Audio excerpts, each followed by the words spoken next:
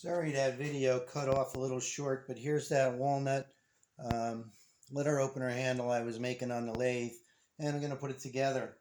I'm going to do this one in gunmetal finish. We're going to put the top cap in first.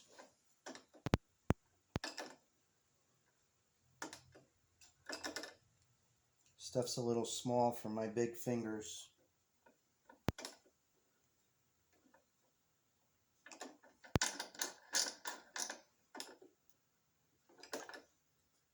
And then we're going to put in the connector for the blade.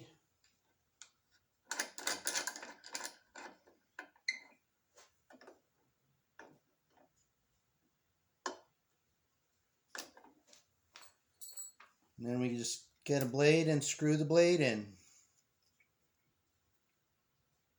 And there's the finished letter opener, all ready to sell in next week at Allentown. I hope everybody comes out to see us. It's about 160 vendors. Thanks for watching.